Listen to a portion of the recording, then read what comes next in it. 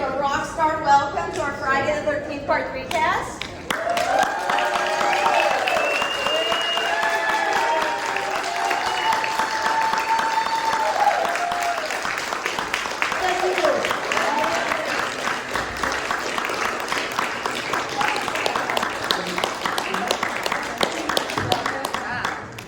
I'm coming to Phoenix again.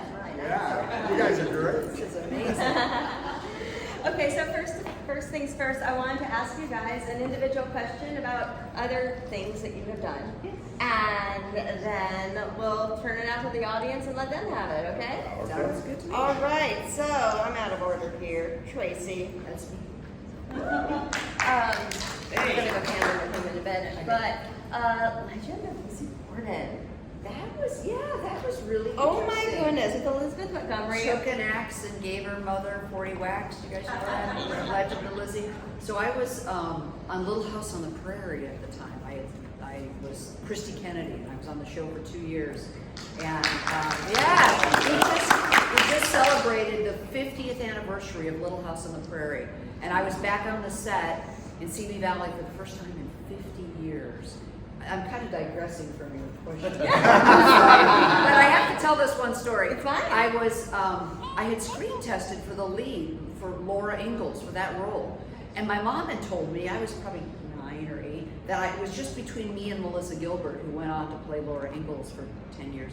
And I'm like, my mom exaggerates. There had to have been like 6 or 8 other girls up for the role, and I didn't get it, but they cast me as Christy Kennedy, and that was great. So I'm at this 50th anniversary, and Melissa Gilbert came up to me and said, Tracie, I hadn't seen her in decades. I have the call sheet from the original screen test.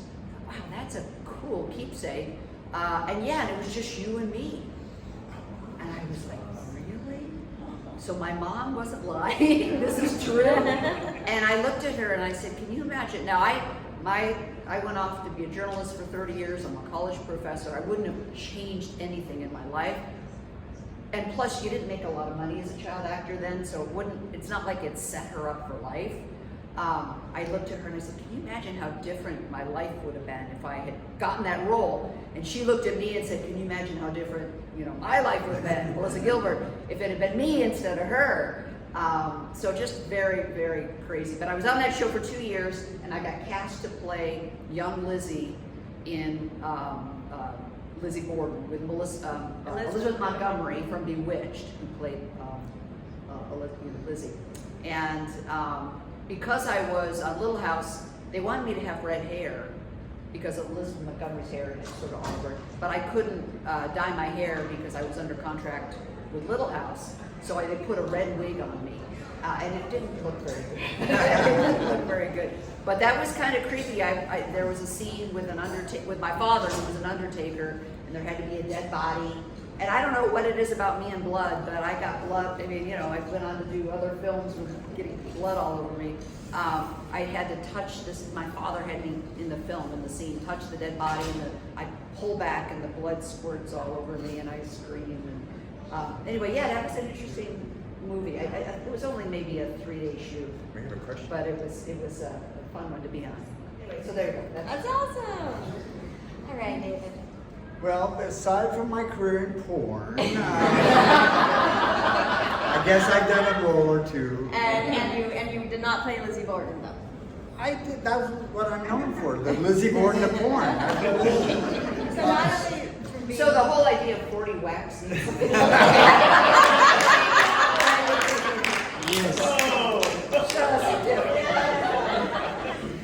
Okay, but then I've done other work. Yes. I guess the biggest other credit was I was on Grimm. I had a guest starring spot on that one time, and the funny story for me about that, I played like Tracie here, who gets blood all over. I died in Grimm as I died in this film. I guess that's what they like in me. But I lost my train of thought. Oh well, yes. Grimm, blood. Yeah. No, my character got killed and then frozen to death. So what was fun is I actually got to be, it was shot in the streets of Portland, and I got to be right in the middle downtown where people were going to work and everything, and being lying on the floor dead. That was fun. Different. And aside from being a very talented and funny actor, you're also a funny stand-up comedian. I have done stand-up for about 10 years. How did that start for you? Well, I live in Seattle, and I moved from LA to Seattle. By the way, just a real quick aside, Tracie's mom was my agent before we got this film. So I've known her for a long time. What was the question? Stand-up, when did that start? Stand-up, How, yeah. why? So I went to Seattle, and I had a 5-minute idea. And I just, I wanted to see if I could try it. So I took a class, and then it culminated with performing at a club, and the owner said, keep coming out. And so I did for 10 years. One of the jokes I wrote, I'll just do it here. So, and it applies, because you look like a great crowd, and you look intelligent, but looks are deceiving. So let's see, how many people by hands read anything? Okay, quite a few. Well, the reason I bring it up is that there was an article in my town that said that the population of people who read anything is getting smaller every year. And the consequence of that is, I didn't finish the article, it's so long, but I didn't look at it. Okay, guys, hey.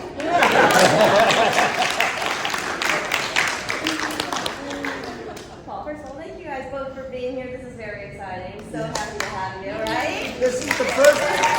You guys, this is very Special to us. It is. Yeah. Special to us too, because we know that we don't get to see you guys. Yeah. So it's very thrilling to have you here with us.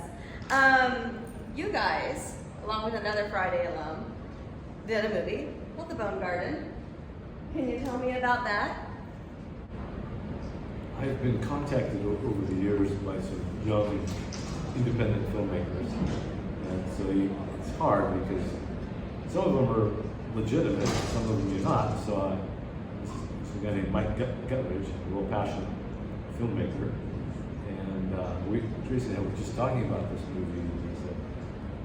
There's a scene in it where I beat her up pretty bad, and I just told her just a minute before we walked in here that I don't show that movie to anybody. I don't want anybody ever to think that, oh my God, he's capable of being in that headspace.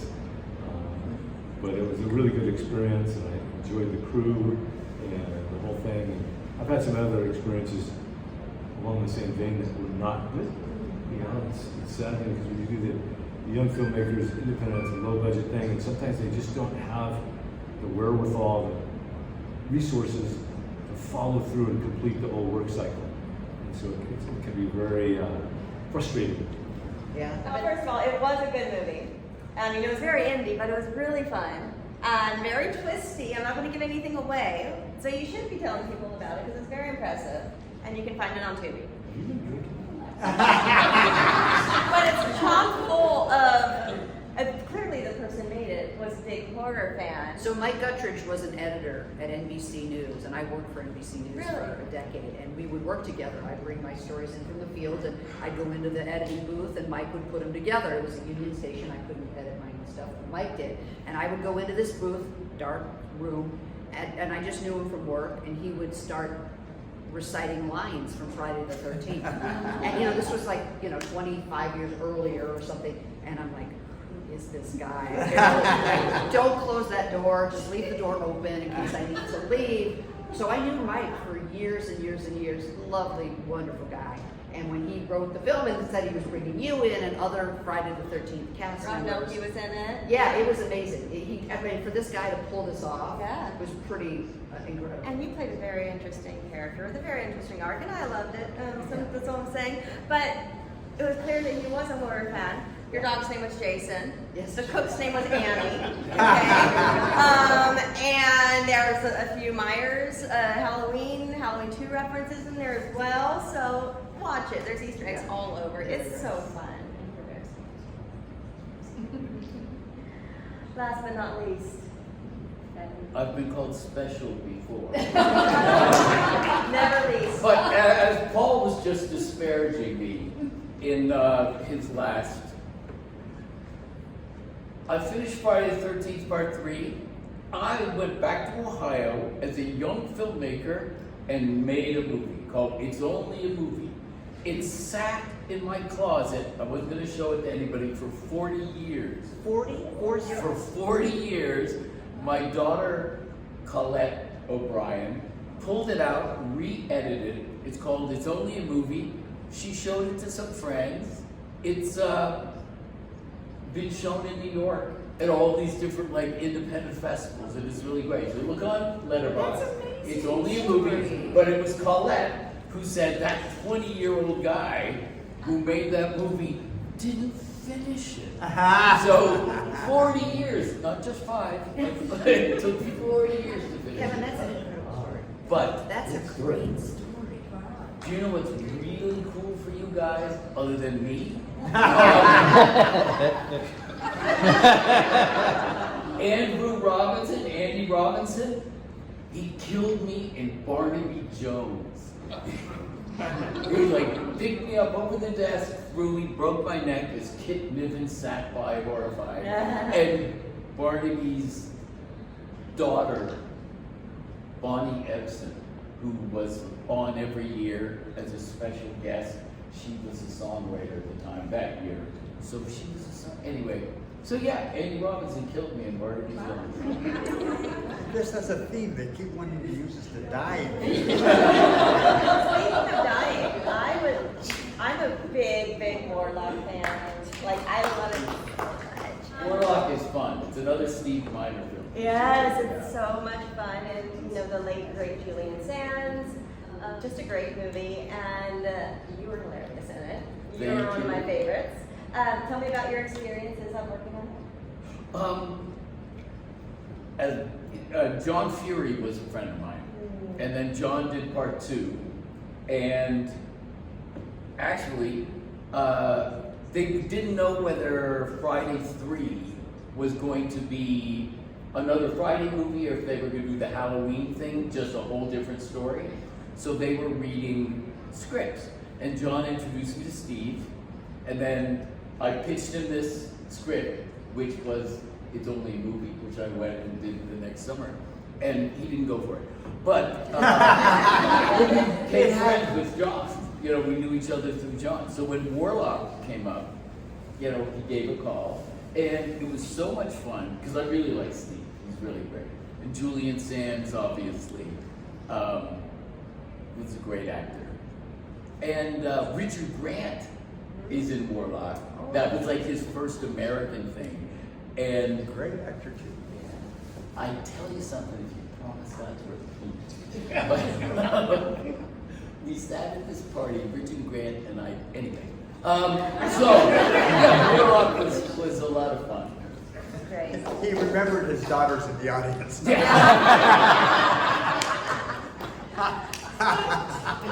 Do we have Richard any Grant audience is really her questions? father. She doesn't know. Can we get you in the back? How many different endings were there to part 3? No. I don't know that we know. Maybe there. It was supposed to be, I don't know, Larry Zerner is our, who Yeah. played Shelley, has more knowledge about the movie and the franchise of anyone. Encyclopedia. Yeah, he's the mayor of Part 3. But if he were here today, he would be able to answer that question. I think there were 2 endings, right? I mean, But if you all come up to Indianapolis in 8 days, Larry will be there. We can get this answer. yeah, yeah. As far as I know, there were 3 endings to the There you movie. go. Okay. The first one was when Loco gets the pitchfork. The second one is when he's thrown off the barn onto Ali. And the third ending is when he's dropped from the tree by a rope. Those are the 3 endings. For me, anyway. Oh, maybe, there are other people in the film. Oh. Whose idea was it of the mask? Well, that was in the script. But what's really amazing about that is that this prop became famous not just in Friday the 13th series, but as a prop for iconic prop in horror.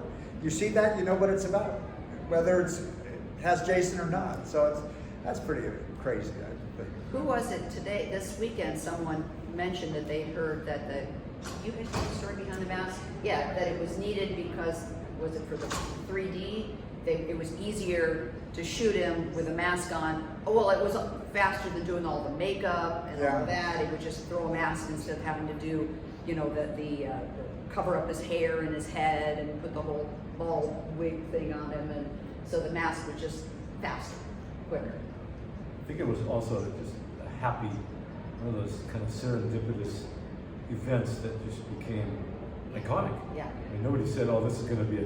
Oh, nobody knew No, it. it's an like, inflection point. he's sitting in makeup for 2 hours before we can shoot him. This is ridiculous. We're burning time here. Throw a mask on him, and then and he'll look scary, and we don't have to waste the time in makeup.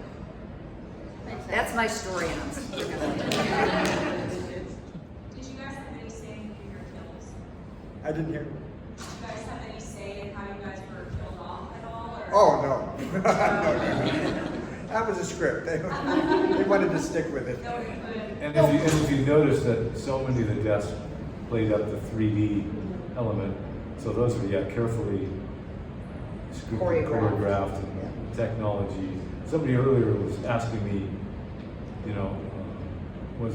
how was it working with the 3D? And I said, well, it was a pain in the ass, and because it was new technology, but also as actors, actors have a level of insecurity where they want to do it again, and get better and do it again, and there was none of that. It was like, we got to keep moving because we're spending time getting the 3D set up right, and then we had this special crane that was a challenge technically, and so it was just a technical challenge because of the 3D effect. I liked it because it added to my paycheck. Because there was a scene where Shelley's juggling with Jeffrey and that scene in 3D took at least 5 days to get it right. So I got to come back to the set, never acted on those days, waiting around for them to get it right. More But money, really, more money. the star of the movie was the 3D. Yeah. It was treated as the star of the movie. It was the 3D. That was it. The camera making that effect work. Everything else was just Secondary. yeah.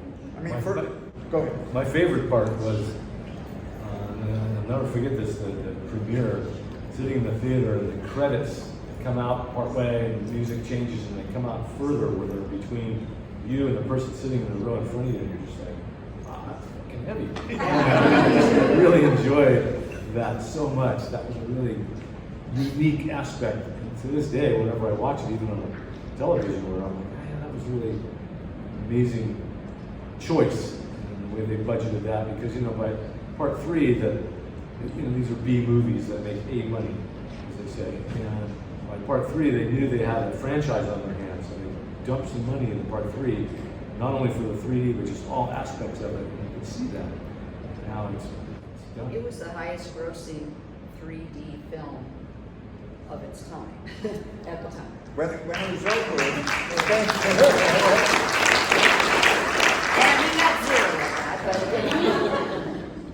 when it was over, we had a showing of the film for the cast and crew.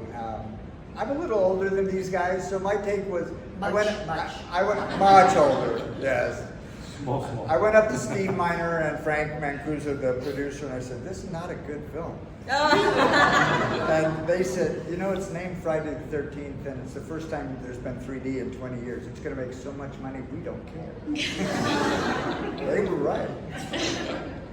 But it has become a real fan favorite. Oh, yeah, no. I mean, Can you we believe love it? it. We love it. That's right here. Yes. Yes.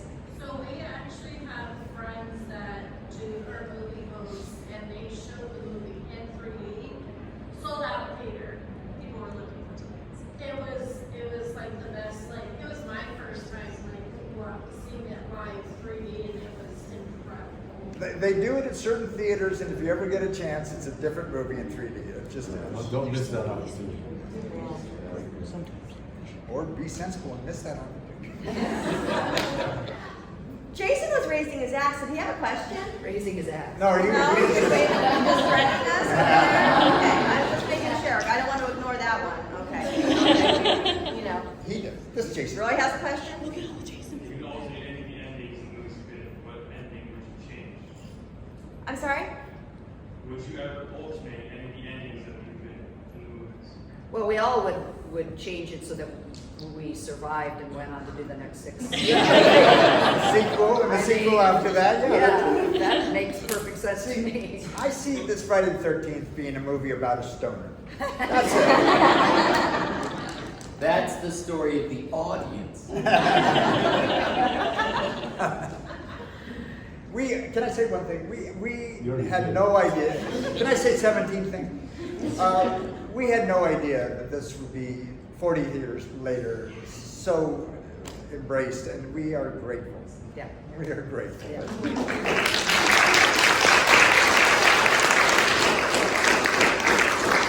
I know we gotta have more out there. Come on, don't be shy. Yes. You guys seem to be very knowledgeable about indie horror as well, and as big franchises. And I was wondering if there's like some little gem movie that we should look out for that you guys love that maybe the general public hasn't seen, something you sought out in the genre that's really cool, or a director to look out for. We learned from you guys. I learned everything from you guys. I can recommend a gem. It is not new, but if you've never seen Audrey Hepburn in Waiting Till Dark, that'll scare the hell out of you. Good movie. It's funny you say that because I was telling someone earlier that when I went in to read for this part for Friday the 13th, kind of shortened it, but I came in and Frank Mancuso Jr. and Steve Miner, the director, were there. And they told me the day before, I said, when you come in, this guy's, he's not a city guy, he's a country guy. Maybe like a carpenter or something, so don't come dressed in nice clothes. You just kind of try and do your best. So I came the next day and I was wearing jeans, work boots, had a parka on, and I carried in a big 2x4. And I had a power saw with me, and I walk in. Did you really? Yeah, and they just went, wow, this is so cool. So anyway, I read for them, and everything was going really cool. And then they said to me, Frank Mancuso Jr. says, he goes, so, because at this point the movie title was being kept kind of hush hush. It was called Crystal Japan was the working title for this film. We didn't know immediately that we were going to be on a Friday the 13th movie. I have the original script that still says Crystal Japan. Yeah. Anyway, let me complete this thread. Yeah. So Frank Mancuso Jr. says to me, he goes, so this is Friday the 13th. What do you think of, Friday the 13th Part 1 or 2? I said, you know what? I don't like these kind of movies. They're not my kind of movie. I don't follow them. I don't watch them. And they look at each other and go, fuck. But honestly, I think they appreciated that I was being honest. Yeah, I really. wasn't trying to kiss up to them and say, oh yeah, this is my... So to answer your question, I've never seen any other horror film. Well, I know that's shocking to you guys, but it's the truth. They're going to want their money back. I might be enamored. Did you watch The Bone Garden? I did once. When you scared yourself? Well, yeah, my character was really evil. Yeah, he was. He was brilliantly evil. So you guys mentioned as far as like Friday the 13th being known for what it's known for, it's iconic, and also, but you also mentioned that during that time that it was filming, it was a pain in the ass as well. So did it ever leave room to actually to have that fear, to be scared during that making of what it's known for? No? Are you saying, While you're shooting it, you know what I were mean? we scared? You're right. Yeah, During that her movie, question was, everything moved were around. we scared when we shot this film in any of the scenes? And no. Every death scene, I mean, I know mine, and I'm sure yours took a full day to shoot. Yeah. And maybe we're shooting overnight shoots. You're coming in at 6 or 7 in the evening, 3 or 4 in the morning, and you still haven't even gotten the money shot. And it was all day to shoot. Okay. I had a very creepy experience because for my, the squeezing the head and the eye coming out, they had an upper body mold. And so I did that like 2 months before filming. The whole experience of that. But during, like you said, when we were shooting and it was nighttime, and at 3 in the morning they wheeled this thing out on the platform, and it's a replica of me that exactly looks like me. 3 in the morning, we're out in the mountains, all you can hear is the sound of the insects, and it's just like, this is really bizarre to see, because nobody's ever seen something that's you, like a model of yourself. It's very uncanny, so that was kind of a creepy moment for me.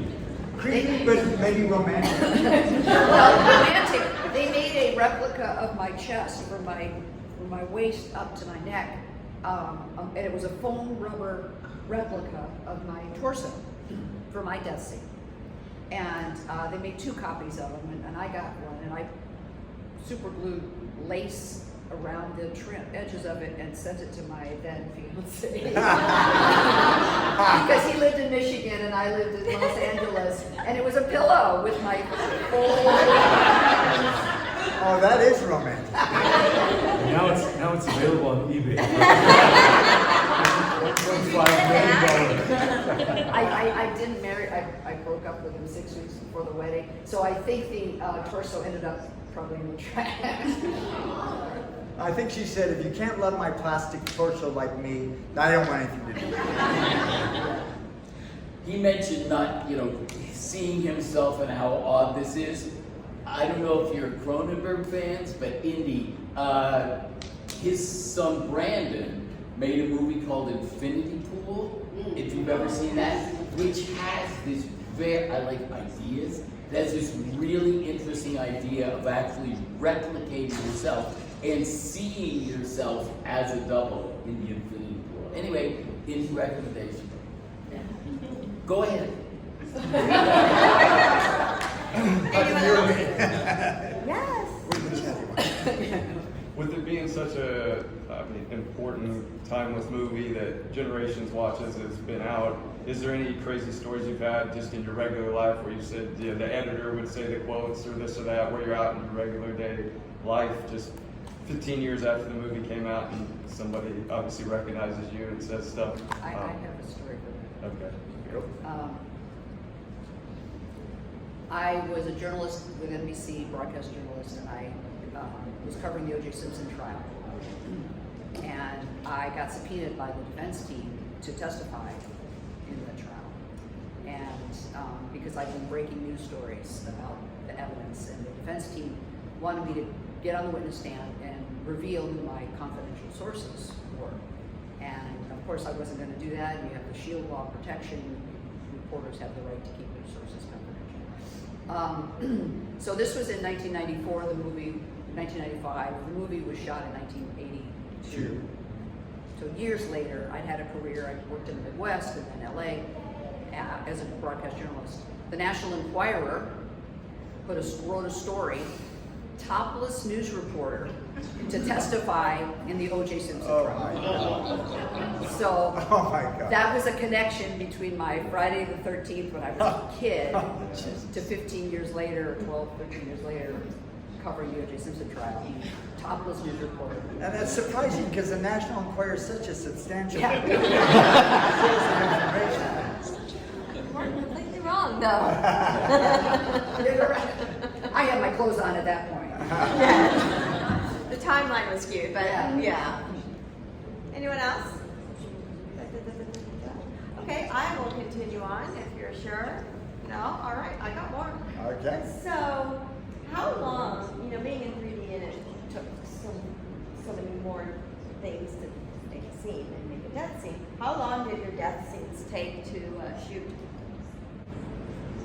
I think based on what you were describing, Tracie, mine was fairly brief. Because when they had a mannequin, that they were able to do it. So it was pretty straightforward, right? Just maybe 2-3 hours. Yeah, mine was a lot of fun because we had the whole build-up, the approach to the barn, and then once I got into the barn, Steve said, "What do you want to do?" It's okay, so we'll do this, and I did the pop up out of the top, because it was literally just the camera work, with different layers as opposed to reaching out. And so mine was very simple up to that point. And just once we get to the turn and the hook, then we do the 3D, which mine was very simple with and the but it was fun. The actual technical part of the 3D for me was so simple. Also, it was the barn and it was during the day, more or less. So they had more opportunities to have light, which is what the cinematographer kept saying. We need light. This is the dark. We need 3D. So mine was just a fun day. Mine took a whole day. It wasn't as complicated. I didn't have to have a body mold or anything like that.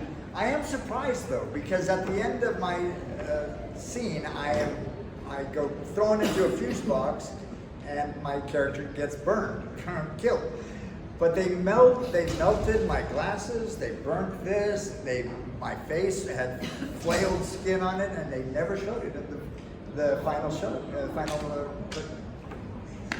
can't even say it. The final film, they didn't end up there, and I thought, it's not like they avoided showing gore.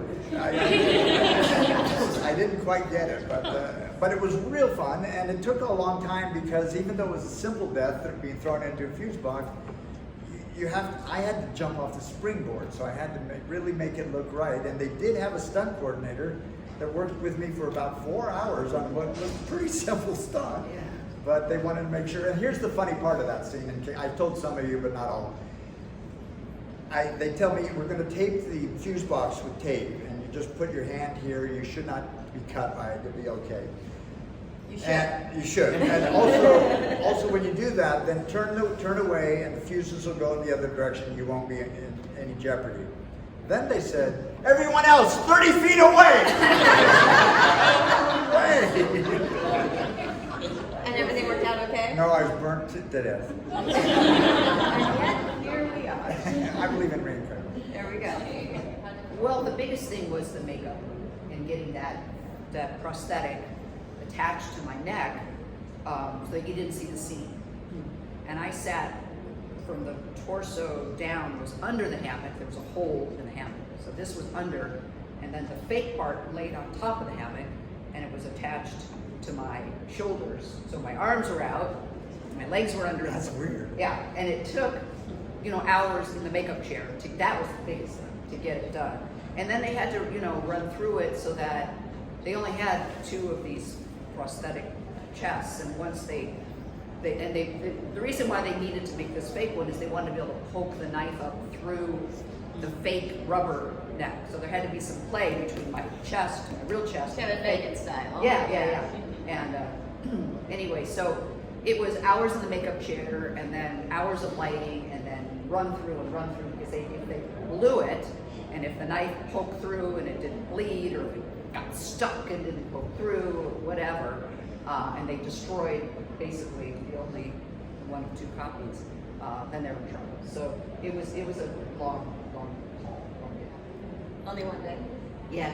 How long does it take to get a cast like that? I don't know. That special effects guy just kept going. I am such a happy man. I was there for like 4 hours. No. It was quick. Like a mold. They just poured the stuff. They poured the plaster on you and then let it dry, and then from the concave, the mold, they poured the rubber in there and made the rubber. So it was quick. Anyone else at the moment? Yeah. This is kind of a funny question, but you guys were in the van heading. Louder. When you guys were in the van, heading to the house, what did you guys actually have to eat on the way? Oh, what did we eat? Yeah, because the cops were. Yeah, no, you I guys know were the trying scene. They used barley, which is really disgusting. Not good. The first time I had to smoke a joint in the film, it was made out of tobacco. I'm not a cigarette smoker. I can't do this. And cigarette smoking is disgusting. Pot smoking.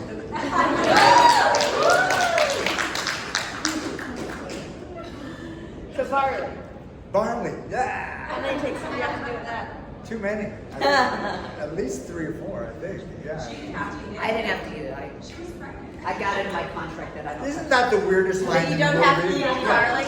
The weirdest line in the movie, I can't, we're pregnant. Never mentioned again in the film because she's pregnant. But it was funny because you wanted a beer, but you decided not to have a beer. Ever the responsible whore. I love that in my home. Anyone else at the moment? No, not yet. Okay. Let's talk about the premiere. Did you guys attend the premiere? Do you remember the premiere? I did not. I went to one, but it was up in Spokane, Washington. which was great fun for me because I couldn't believe there was a line out there waiting to get my signature. I couldn't believe it. I really. And who was amazingly perplexed was my mother. What did they want? They like me, Mom. Oh my God. Did your mother go with you to watch the movie? 12 people of my family went to this movie, and like me at the time, that was a genre that they didn't embrace. And as soon as I died in the film, nice film, David. They left. They did. Friday the 13th of August, 1982 was the final morning of my shooting It's Only a Movie. And so I went to the local Columbus, Ohio theater where they had set up for me to do signatures. And I took my 6 youngest brothers. And I have a picture of like all my little brothers, like in a line, like with all their 3D glasses. Oh, That was my premiere. That's cool. That's a neat story. You nothing? No? I was living in Michigan with the then fiance, Yeah. and we saw it in a Who little. still has that incriminating? And we saw it in a small theater. I kind of just snuck. No one knew that was me. I just kind of quietly just watched, and then moved over, kind of left. It wasn't a big. It wasn't a big deal. My sister overheard in the restroom at that theater these 2 young girls and said, "Do you know who he is?" "No, I don't know who he is." "Well, we better get a signature anyway. He could be famous." Did you attend any of the premieres? Do you have any memories from one of the movies? In Westwood, in LA, the V night. We have one person that attended. A bunch of my friends and family. We have a picture of like 40 people with the glasses on, in the theater. Yeah, it was really exciting. Wow. That was So, a different era, right? Because it was about film and theaters and premieres. So it was a different vibe. Westwood was where you'd see movies, and where new movies would come in Los Angeles. Where they're talking about is right by the UCLA campus. It's a fairly wealthy set of retail stores and a nice big theater. Well, we didn't have multiplexes in the early 80s and mid 80s, not like we had in the 80s and 90s. And a new movie came out, it premiered in Westwood. So to have the screening in Westwood was pretty cool. what was the reaction of your friends and family that were there? Oh, everybody loved it. It's just, how can you not? It's just a fun thing. Did they have any reactions to your fantastic death scene with the eyeball? I like that. That's I do I too. don't know if my mom enjoyed that. Now, did I read online? Now, this is something I think I read a long time ago. Did you go on to become a chiropractor? Yes. So, of all of our characters in this movie, who has the most damage for you to fix? Chiropractically. I'm seeing David. I gave him trouble He's yesterday. already applying. I tried to help him out yesterday, and it was like trying to adjust a tree or I'm something. a very tight guy. Tightly wound. I mean, he's someone as young as him too. It's That was false praise, I think. the other thing that I don't know, I think people don't know, is I live in the South Pacific. I live on a small island halfway between Fiji and Australia. It's called Vanuatu. I don't get these often, so I made a trip through here. They don't have comms in Vanuatu? What would you be doing today, this weekend, on your island if you were not here, if you were home? What's your regular? I mean, he's on an island with a view of the ocean. He wakes up every morning. What would you be doing today? Well, if the weather and everything, the tide is right, maybe go snorkeling or diving or surfing. Yeah. I still surf. Yeah. So it's an interesting lifestyle. Like going to living in a place is so much different than visiting. You go on holiday in Hawaii or somewhere in the Caribbean or wherever, where I live. Going on holiday is a different experience versus living there. You deal with all the aspects and issues of a small country that's struggling and the government's horrifically corrupt, and the culture is very different. The Melanesian culture is and they have hearts of gold, but they're just, it's crazy. And you go on there, it's an interesting experience. I think it's really good too, because I encourage everybody, if you ever have the desire, to just go for it. Because America is a different experience, and we tend to have this very isolated perspective on the world. When you get out and you meet all these people, like where I live, there's a lot of NGOs, non-governmental organizations like UNICEF, Red Cross, and blah, blah, blah. There's many of them. And so you get these people that have been all over the world. They've worked everywhere in the world, Africa, very interesting people that have a whole different perspective on life. And we tend to, as Americans, we have a very ethnocentric perspective on the world. So it's really fascinating to be in it. And then also right now with China trying to do the world domination thing, Vanuatu's kind of a ground zero for that in that region. And it's just crazy to see it in real time happen. Anyway. So bring it down, sir. No, I got one more question. So are you retired, or are you like the island dog? No, I still work. That's awesome. That's awesome. And I teach yoga. Oh, there you go. So you guys, David and I and Larry Zerner we do these conventions 2 or 3 a year maybe, and for the last 5 or 6 years. Yeah, we're worse. But we're like family. Kevin has been in a few. He's family, and we have so much fun. We can't wait to get together. It's like family getting together, and we've been begging Paul to join us for years. Super rare. And he's going back to his island. And if you haven't come and spoken to him and said hi and had a picture taken with him, you're missing an opportunity, because our manager, who we adore, has been hounding him for years. Please come, and he's here. And so we're thrilled to be able to spend time with him. And you're missing an opportunity if you don't go up at least and say hello to him. Absolutely right. Absolutely right. He doesn't get out the island. It's quite the journey to get here. Yeah. Have you had a great experience? Have we come to you? Will you be back?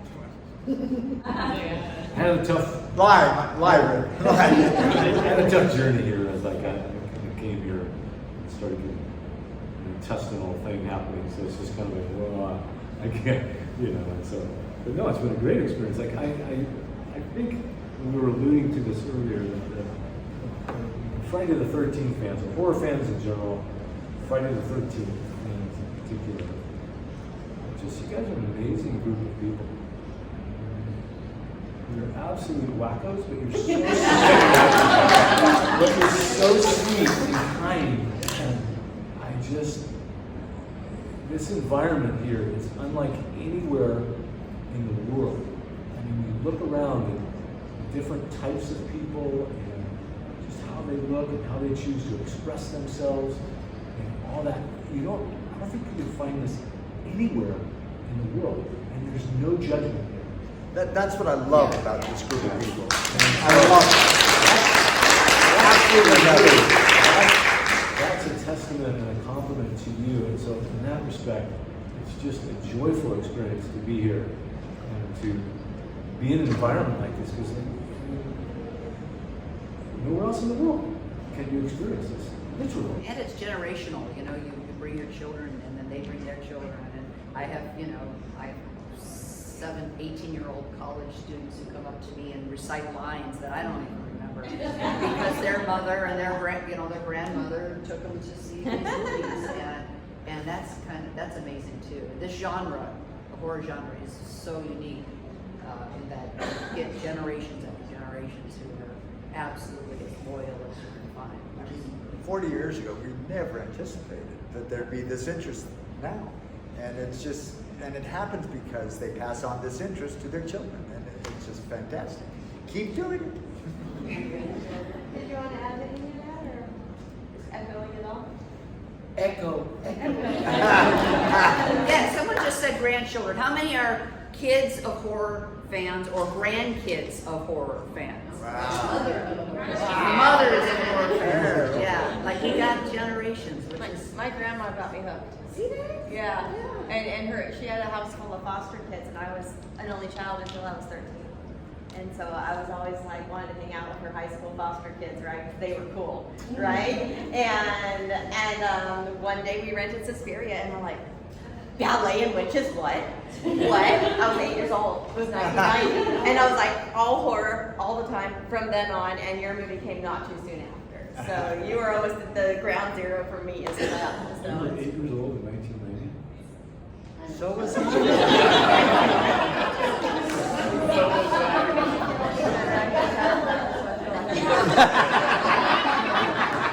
Love it. And for you The camera didn't people get that. who are bad enough to bring your grandchildren, I actually was at one point a grandchild, and we read stories. Maybe not. David didn't read to the end of the story, as he told me, but they're the same stories. There was the boogeyman. Yeah. You know, this really just kind of echoes the same things that I grew up with the really dark Grimm's fairy tales, or Shock-Headed Peter, or all the horrible stories. It really is just kind of waving out from that. A little more graphic. I don't know. Fairy tales there. Oh, yeah, Hansel and Gretel? Oh. You know, how many cannibal stories did we have as a kid? Hansel and Gretel, right? Well, then they cut the heart out and Snow White. You know, Bob put it in a box. Right. Like, oh my God. that was the gateway horror right there, right? Yeah. Yeah. And the 3 Billy Goats Gruff and the pitchfork. Wait, is there a pitchfork in that story? Anyway. It's a problem now. Yeah. Well, guys, please give it up for everyone, especially these kids.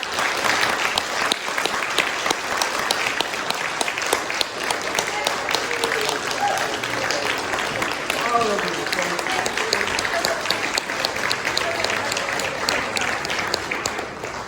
So I'll go to the front and take a photo. Okay. Taking the shortcut. Just the 3 Jason. Sure. Come on down, everyone.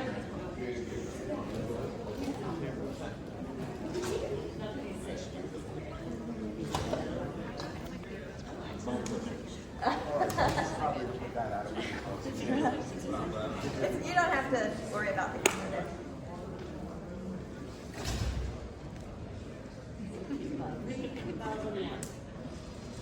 Get one from higher up so we have one with one chin. One chin. There. I had the MySpace angles on here. Thank you guys again so much. Thank you guys.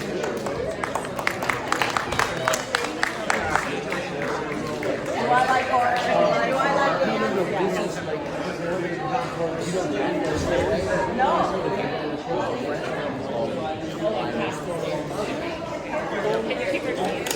I love you.